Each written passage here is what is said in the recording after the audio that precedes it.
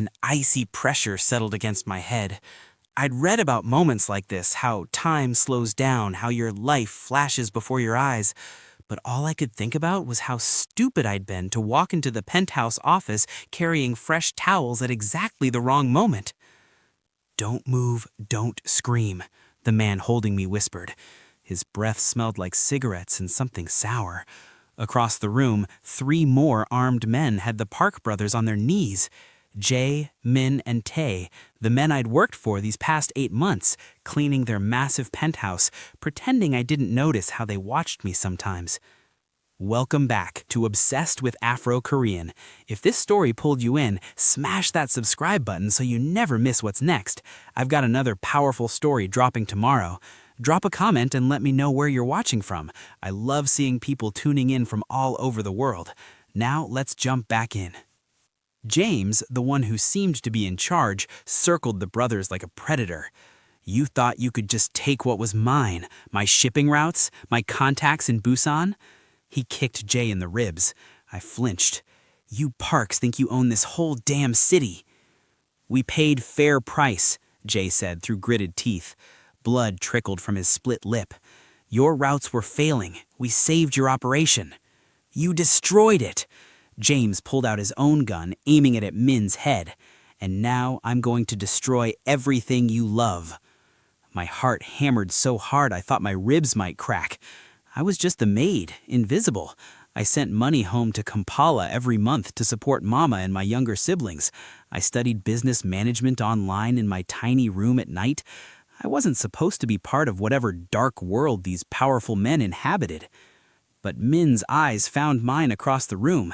Even with a gun to his head, he looked at me with something that made my stomach flip. Not pity, not dismissal, something deeper I'd been too afraid to name. The man holding me relaxed his grip slightly, distracted by James's ranting. It was barely a shift, maybe 2 centimeters, but I'd grown up in Kampala's roughest neighborhoods. You learn to recognize opportunity. I slammed my elbow back into his ribs, exactly like my brother taught me before I left Uganda. The gun went off, deafening in the enclosed space, but the bullet hit the ceiling. Before he could recover, I grabbed the nearest thing I could find, a heavy crystal award from Jay's desk, and smashed it against his head. Everything erupted into chaos. Tae moved first, using the distraction to tackle the man nearest him. Jay rolled sideways, sweeping another guard's legs. Min dove for James's gun hand. I didn't think, just acted, grabbing the fallen gun with shaking hands and pointing it at the man I just hit as he tried to stand. "Stay down!" My voice didn't sound like mine. It sounded like someone brave. The fight lasted maybe 90 seconds, but it felt like hours. By the time security burst through the doors, alerted by the gunshot, James and his men were subdued. Blood stained the expensive carpet. My hands wouldn't stop shaking. Jung-ho and Min-sok, the head security guards, took over, restraining the attackers. Police sirens wailed in the distance. I stood there, still holding the gun, my entire body trembling so violently I thought I might collapse. Then Jay was in front of me, gently taking the weapon from my hands. "Zuri, look at me." I looked up. His dark eyes were intense, searching my face like he was memorizing every detail. "You saved our lives," he said quietly. I didn't think." My voice cracked. Min appeared at my other side, his usually gentle face fierce. "You could have run. The door was right there. You could have escaped." "But you stayed," Tae finished, blood on his knuckles, his expression raw with something I couldn't identify. Before I could respond, before I could process what any of this meant, paramedics arrived. The police wanted statements. Everything became a blur of questions, examinations, official procedures. They checked me for injuries, found none except bruises forming on my arms. Someone draped a blanket around my shoulders even though I wasn't cold. Through it all, the 3 brothers never left my sight. They gave their statements to the police but kept glancing at me, as if making sure I was still there, still real. 3 hours later, the penthouse finally emptied of officials. James and his men were arrested, charged with attempted murder and a list of other crimes I couldn't keep track of. The brothers had cleaned up, changed clothes, but I still wore my maid's uniform, now wrinkled and spotted with someone else's blood. I should have gone to my room, should have processed everything alone, the way I always did. But when I tried to leave, Jay's voice stopped me. "Zuri, wait, please." I turned. All three of them stood there, and for the first time since I'd started working here, they looked uncertain.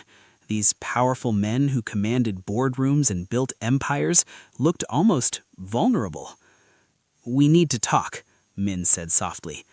My stomach dropped. Of course, they'd fire me. This was too much liability, too much drama. I'd be sent back to Uganda, back to struggling. "Please don't send me away," I blurted out before I could stop myself. "I know tonight was insane, and I understand if you can't keep me here, but I need this job. My mother, my siblings, they depend on—" "Send you away?" Tay's voice cut through my panic. He looked genuinely shocked. "Zuri, we're not firing you." "Then what?" "We're in love with you," Jay said.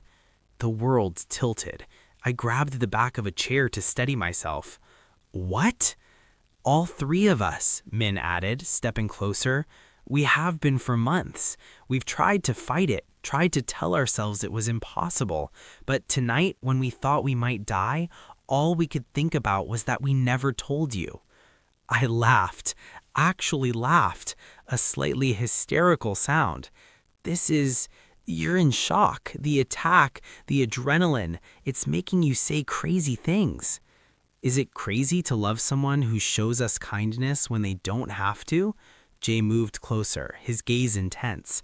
"Someone who notices when we're tired, who leaves notes reminding us to eat, who treats us like human beings instead of just powerful CEOs.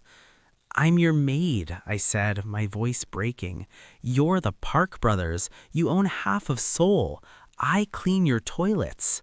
"You do a lot more than that," Min said gently. "You volunteer at the community center on your days off. You're studying for your business degree. You send most of your salary home to support your family. You have more integrity in your little finger than most people we deal with have in their entire bodies. And tonight," Tay added, his voice rough with emotion, "you had a clear path to safety, but you chose to fight for us instead. Do you know how rare that is? How extraordinary you are?" Tears burned my eyes. "I don't understand. People like me don't end up with people like you. This isn't a fairy tale." "No, it's not," Jay agreed. "It's more complicated, more difficult, and more real than any fairy tale. But we're not asking you to marry us tomorrow. We're asking if you'll let us court you properly. Let us show you how we feel." "My mother would think I've lost my mind," I whispered. "Then call her," Min said, pulling out his phone. "Right now. Tell her everything. See what she says." My hands shook as I took the phone. It was 2 a.m. in Seoul, which meant early evening in Kampala. Mama answered on the second ring. "Zuri? Baby? Why are you calling from a different number? Are you okay?" "Mama, something happened tonight." I told her everything, the attack, fighting back, and then, my voice dropping to barely a whisper, what the brothers had just confessed. The silence stretched so long I thought the connection had dropped. "Mama? These men, do they treat you with respect?" "Yes, but do they know about your dreams, your education?" "They encourage it. They even offered to pay for better courses. But, Mama, that's not the point." "Then what is the point, Zuri? You think love only comes in the package society approves? I married your father when everyone said a Muganda woman shouldn't marry a Masoga man. They said it wouldn't work. We had 30 beautiful years before he died. This is different. There are 3 of them, and they're Korean, and I'm just what? Just brilliant? Just brave? Just my daughter who fought armed men tonight instead of running." I could hear her tears in her voice now. "Baby girl, you've spent your whole life making yourself small so others feel comfortable. Maybe it's time to let yourself be loved the way you deserve." After we hung up, I stood there holding Min's phone, tears streaming down my face. What did she say? Min asked softly. She said I make myself small. I looked at each of them. She's right. I do, because it's safer. Because wanting more, wanting this, it terrifies me. Jay reached out slowly, giving me time to pull away, and wiped a tear from my cheek. We terrify ourselves too. This isn't simple for us either. Our mother will have opinions. Society will judge. Business associates will question our sanity. Let them, Tay said fiercely. You have courage, Zuri. You proved that tonight when you fought for us instead of saving yourself. Now we're asking you to be brave one more time. Take a chance on us. I don't even know how this would work, I admitted. 3 of you, me? It's unconventional, we know. We've shared everything our entire lives. We've always known that when we loved, we'd love the same person. It sounds impossible to explain, but it's who we are. We're not asking for an answer tonight. We're just asking if you'll let us show you who we are, beyond the business suits and penthouses. I looked at them, really looked at them. Jay with his sharp intellect and protective instincts, Min with his gentle soul and artistic heart, Tay with his quiet intensity and fierce loyalty. 3 men who could have anyone, choosing me. Okay, I whispered. I'll stay. We can try. The smiles that broke across their faces were like sunrise. But I have conditions, I added quickly, finding some strength. I keep my job, I keep sending money home, I finish my degree, and we go slow, really slow. Anything, Jay promised. Everything, Min agreed. However long it takes, Tay finished. That night, I barely slept. Every time I closed my eyes, I saw the gun, heard the gunshot, felt the weight of what I'd done and what had been offered to me. My small room, which had always felt like a safe haven, now felt like a cocoon I was about to break out of. The next morning, I came out to prepare breakfast like always, wearing my uniform because I wasn't ready to change everything at once. But when I entered the kitchen, all 3 brothers were already cooking. What are you doing? I stared at the chaos. Jay was burning eggs, Min had flour everywhere, and Tay was frowning at a coffee maker like it personally offended him.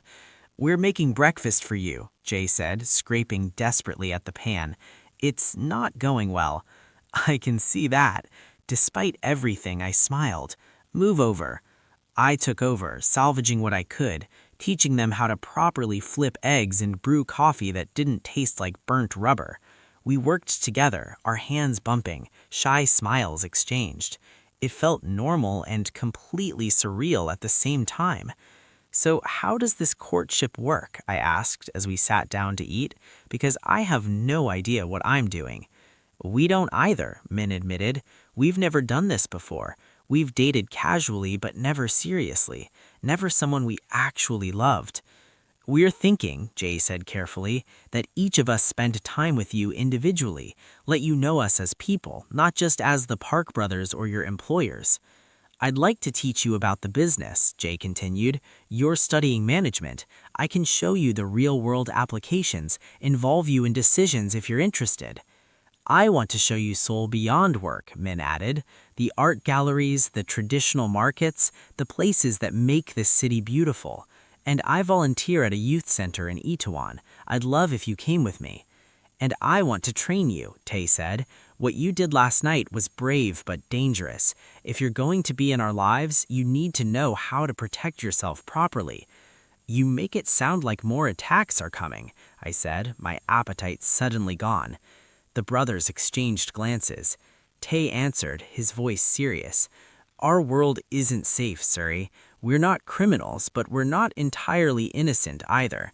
We operate in spaces where the law is flexible. We have enemies. Last night proved that. James won't be the last, Jay added.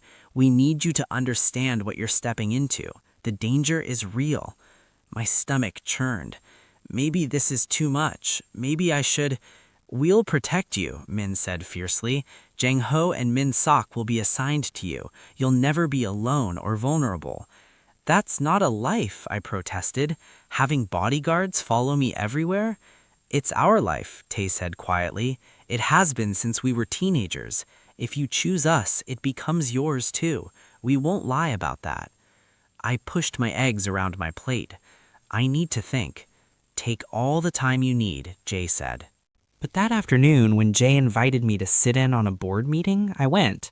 I sat in the back of the massive conference room, watching him command the space, watching powerful executives defer to his judgment.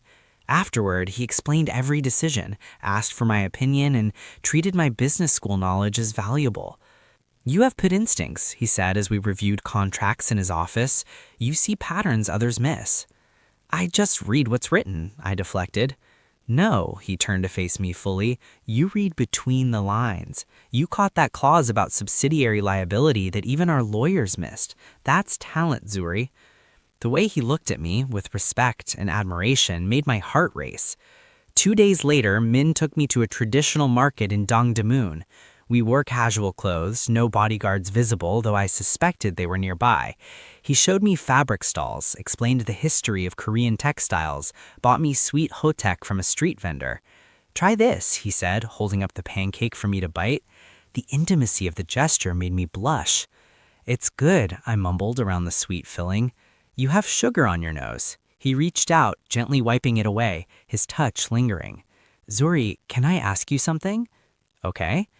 What scares you most about this, about us?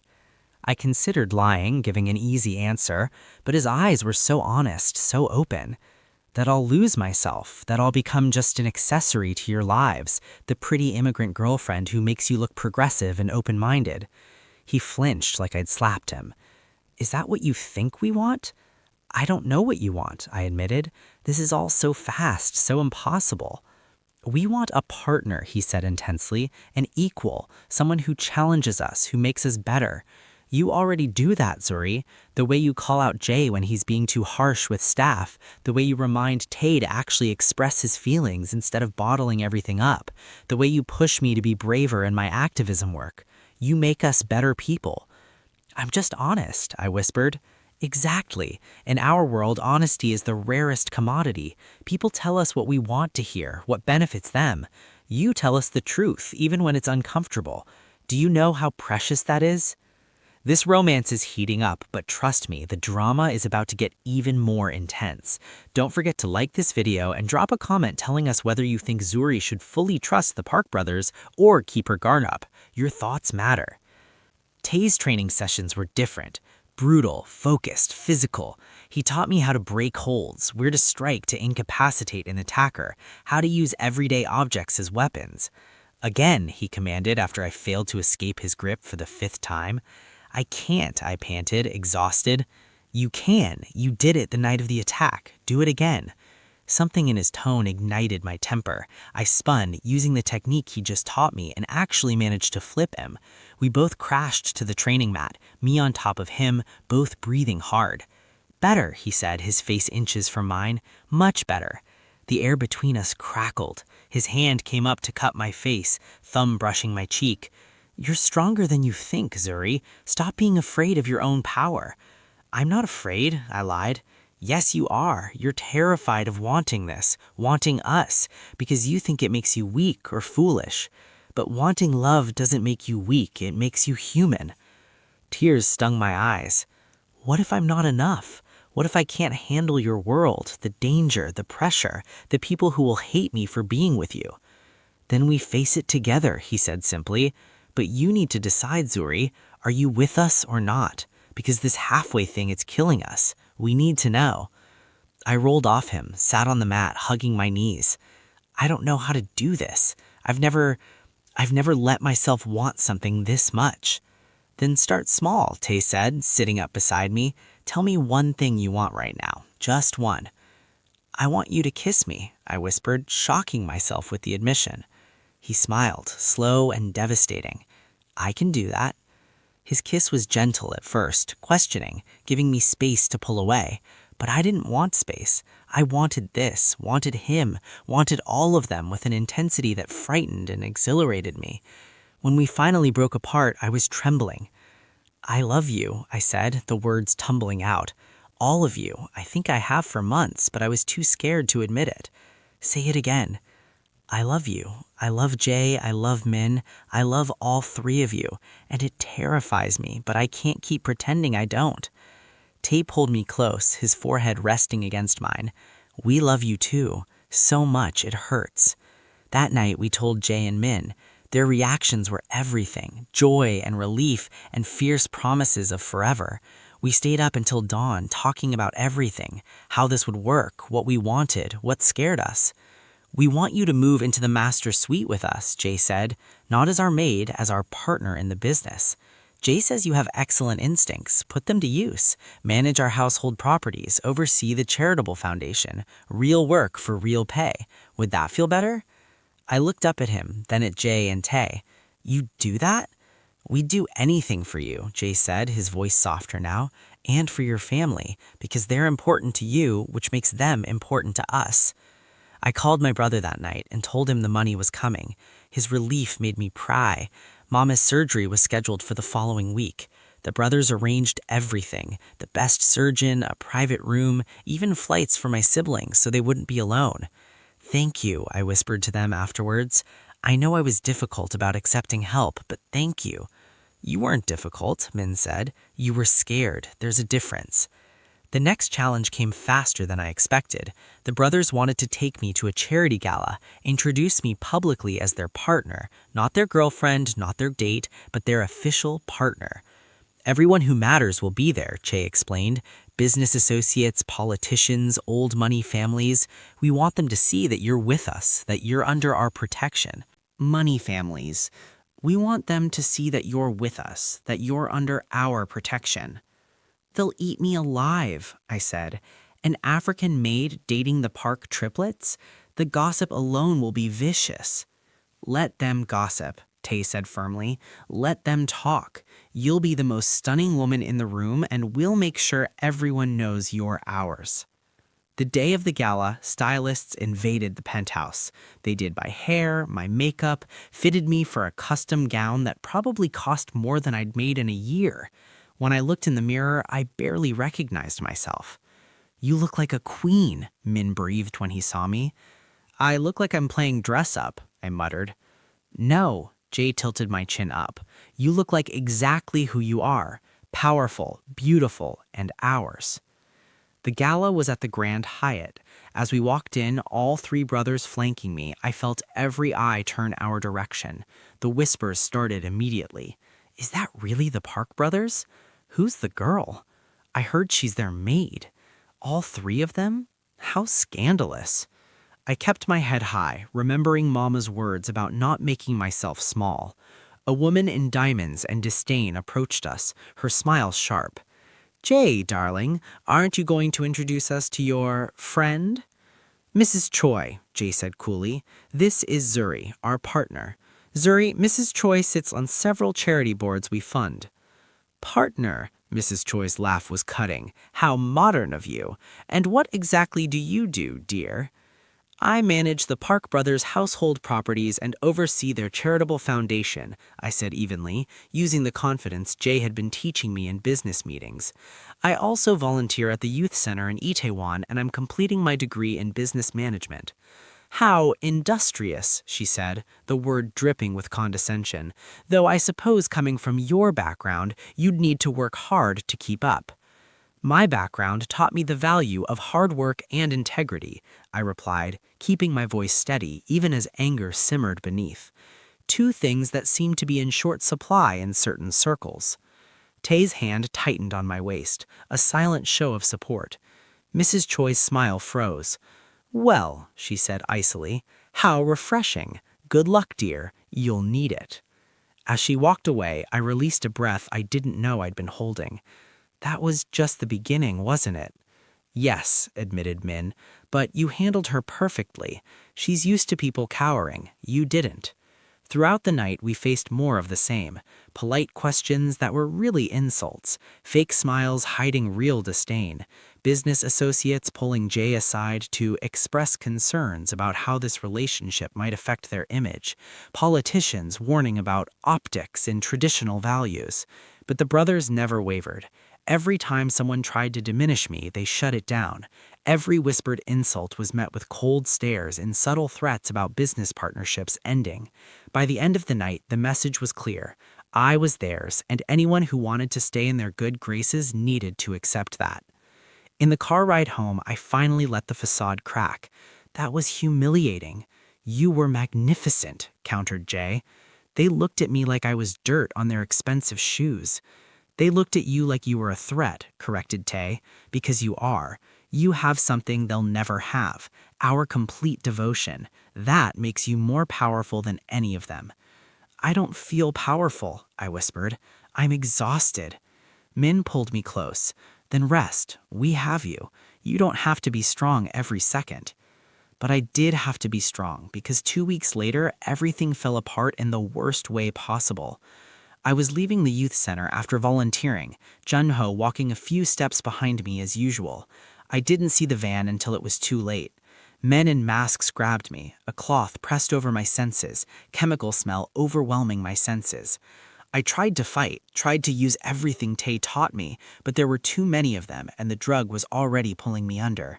The last thing I heard was Jung-ho shouting, then gunshots, then nothing. I woke up in darkness, my head ponding, wrists zip-tied behind my back, cold concrete beneath me, the smell of mildew and rust. She's awake, a voice said. Lights blazed on, blinding me.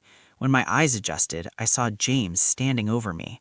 You, breathed I, but you were arrested. And released, he smiled viciously. Funny how that works when you have the right connections. The Park brothers thought they could destroy me. They should have killed me when they had the chance. They'll find me, I said, trying to sound braver than I felt. They'll come for me.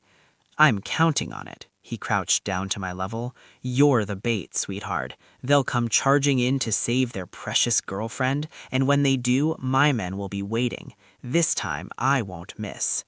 Fear clawed at my throat, but I forced it down. You won't win, I said. Even if you kill them, their organization will hunt you forever. Maybe, he shrugged, but it'll be worth it to see the mighty Park brothers fall. Tell me, does it bother you that you're the reason they'll die, that your weakness is what destroys them? I'm not weak, I said, channeling every ounce of strength the brothers had helped me find, and neither are they. We underestimate us. We'll see, he stood, nodding to his men. Keep her alive, for now. They left me in the dark. Hours passed, or maybe minutes, time lost all meaning. I worked at the zip ties, remembering a video Tay had shown me about escaping restraints. My wrists burned, slick with blood, but finally, one tie snapped. I freed my other hand just as I heard commotion outside. Gunfire, shouting, then an explosion that shook the building. The door burst open. Tay stood there, covered in blood that I prayed wasn't his, eyes wild until they found me. Zuri, he breathed, rushing forward. It's a trap, I gasped. James wants you here. He has men waiting. We know. Jay appeared behind him, equally bloodied. We came prepared. Min was there too, helping me stand on shaky legs. Can you walk? Yes, but... Then we run, now. We ran through chaos. James's men were everywhere, but so were the park's security forces. Jung-ho and Min Sok fought alongside a few unfamiliar faces, a small army the brothers apparently brought to rescue me. We almost made it to the exit when James appeared, gun raised. You're not leaving, he snarled. Everything happened in slow motion. James's finger on the trigger, Tay pushing me aside, the gun firing, Tay stumbling. No, I screamed. But Jay was already moving, tackling James, the gun skittering away. They fought viciously, years of hatred exploding in fists and fury. Min grabbed the gun, aimed it at James. It's over, Min said, deadly calm. You lost. James laughed, blood on his teeth. Did I? I still destroyed you. Look at what loving her cost you. Your reputation, your safety, your brother bleeding on the floor. Worth it, Tay gasped from where I was pressing my hands to his shoulder wound. Every second worth it. Police sirens wailed outside. This time, James wouldn't escape. He'd orchestrated a kidnapping, attempted murder, and the brothers had evidence of everything. In the hospital later, while doctors treated Tae's wound, thankfully not life-threatening, I sat between Jay and Min, all of us covered in dust and blood and trauma. "I'm sorry," I whispered. "He was right. I'm the weakness that—" "Stop," Jay's voice was sharp. "You're not our weakness. You're our strength. We fought harder tonight than we've ever fought for anything, because you're worth fighting for." He almost killed Tae because of me, I insisted, tears streaming down my face. He almost killed Tae because he's a violent criminal, Min corrected gently. This isn't on you, Zuri. None of this is your fault. When Tae came out of surgery, groggy but alive, the first thing he said was, "Did we get her? Is Zuri safe?" "I'm here," I said, grabbing his hand. "I'm safe. You saved me." "Good," he mumbled, already drifting back to sleep. "Love you. All worth it." 3 days later, their mother finally demanded to meet me. Mrs. Park arrived at the penthouse like a force of nature, elegant and intimidating in equal measure. "So, you're the woman my sons have lost their minds over?" she said, studying me like I was a business proposition. "Yes, ma'am," I said, refusing to be cowed. I'd faced guns and kidnappers. I could face their mother. "You understand what you're asking them to sacrifice, their reputation, their standing in society, the respect of their peers." "I'm not asking them to sacrifice anything," I replied firmly. "They chose this. They chose me, and I chose them knowing it would be difficult, knowing people would judge us, but love doesn't ask permission from society." She was quiet for a long moment. "My husband, their father, he married me against his family's wishes. I was from a poor family, working as a secretary. They said I was a gold digger, that I'd ruin him. We proved them wrong by building an empire together." "I didn't know that," I said softly. "Most people don't. They see the Park family now and assume we've always had power, always had money." She sat down, gesturing for me to join her. "So, my sons tell me you fought off armed men to protect them, that you refused their financial help until you could work for it, that you're studying business management while working full-time and sending money to your family." "Yes, ma'am." "Then you're not after their money, you're after their hearts." She smiled, small but genuine. "That's far more dangerous for them, but also far more valuable. You have my blessing, Zuri. But understand this, being part of this family means danger will always find you. Can you live with that?" "I already am," I said, touching the bruises still visible on my wrists, "and I'd face it again to be with them." "Then welcome to the family, and call me mother. We have a wedding to plan." The wedding happened 3 months later. It was an unconventional blend of Korean and Ugandan traditions. Mama flew in with my siblings, healthy and strong after her surgery, crying happy tears as I wore both a hanbok and traditional Ugandan gomesi during different parts of the ceremony. The brothers looked stunning in their matching suits, standing together as I walked down the aisle. Because how else would this work? All 3 of them, all at once, forever. We gather today for a unique ceremony, a union that defies convention but embodies the truest form of love, chosen, fought for, and freely given. When it came time for vows, Jay went first. "Zuri, you taught me that power means nothing without purpose, that success is empty without someone to share it with. You made me want to be better, not just for business, but as a human being. I promise to honor your strength, support your dreams, and love you fiercely until my last breath." Min was next, his voice thick with emotion. "You showed me that courage comes in many forms, that kindness isn't weakness, that the bravest thing we can do is let ourselves be vulnerable with someone who sees all of us and loves us anyway. I promise to be your safe place, your cheerleader, and your partner in building a life that matters." Tae's voice was rough. "I've spent my life protecting my brothers, building walls, trusting no one outside our circle. Then you walked into our lives and dismantled every defense I had. You fought for us when you could have run. You loved us when it would have been easier to walk away. I promise to protect you, challenge you, and stand beside you through every battle we face. You're my heart, Zuri, all of ours." Then it was my turn. I looked at each of them, these incredible men who'd chosen me. I came to Seoul invisible, just another immigrant trying to survive. You saw me. Not just looked at me, but truly saw who I was and who I could become. You didn't try to change me or diminish me. You helped me find the courage I didn't know I had. I promise to be your partner, not your possession, to challenge you when you need it and support you always, to build something extraordinary with you, not just wealth or power, but a life filled with purpose, love, and the kind of courage it takes to choose each other every single day. I love you, all of you, with everything I am. There wasn't a dry eye in the venue. Even Mrs. Park was crying. Make sure you're subscribed to this channel because trust me, you don't want to miss what comes next in Zuri's story. Hit that like button if this romance has you in your feelings, and comment below telling us what you loved most about their love story. The reception was magnificent, Ugandan and Korean food side by side, traditional dances from both cultures, my mother and Mrs. Park sitting together, laughing like old friends, my siblings staring wide-eyed at the opulence, while the brothers made sure they felt included, loved, family. Later, when we finally escaped to our honeymoon suite, I stood at the window looking over Seoul's glittering skyline. The city that seemed so foreign and intimidating when I first arrived now felt like home. Regrets? Jay asked, wrapping his arms around me from behind. Not even one, I said honestly. Terror occasionally, disbelief that this is real, but no regrets. Min joined us, then Tae, the four of us standing together looking out at our future. So what now? Min asked. Now, I said, turning to face them, we live, we love, we build something beautiful together. And when the next crisis comes, because it will, we face it the same way we faced everything else, together. Together, they echoed. 6 months into our marriage, I discovered I was pregnant.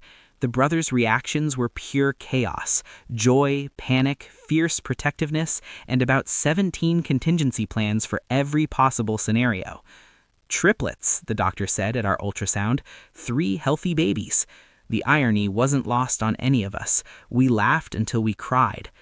I'd also taken a formal position in the Park Empire, running their charitable foundation and community outreach programs. I worked with immigrant communities in Seoul, helping them navigate the systems I'd struggled with, giving them the support I needed when I first arrived. The danger never fully disappeared. There were threats, attempts, close calls, but we faced them together, stronger for having already survived the worst. One night, heavily pregnant and unable to sleep, I found Tae in the training room. "Can't rest either?" I asked, thinking about how different life could have been. If you'd run that night instead of fighting for us, if you'd said no to trying, if James had succeeded. But I didn't run. I said yes, and James failed. I took his hand, placed it on his swollen belly where our children kicked. This is real, Tae. We made it real by choosing it, fighting for it, and refusing let anyone tell us it was impossible. "I love you," he said. "We all do, more than we knew we could love anything. I love you too, all of you, more than my heart could hold." Looking back at the terrified maid that walked into a hostage situation, I barely recognized her. She'd been so small, so afraid to want anything beyond survival. But love had transformed her into someone who fought, who demanded respect, who built empires and raised families, and changed the world in small, meaningful ways. The little girl from Kampala who dreamed of more had found it. Not in wealth or status, though those came too, but in love that saw her, chose her, and refused to let her be invisible ever again. 3 extraordinary men had looked at an ordinary woman and seen something extraordinary, and in seeing me that way, they'd helped me become the woman I was always meant to be, powerful, loved, free. This was my story, our story, and it was just beginning. Thank you so much for staying until the end of Zuri and the Park brothers' incredible love story. If this romance captured your heart, show some love by smashing that like button, drop a comment telling us your favorite moment, and subscribe for more amazing stories like this. What did you think? Was this the perfect ending, or do you want to see more of their journey? Let us know below.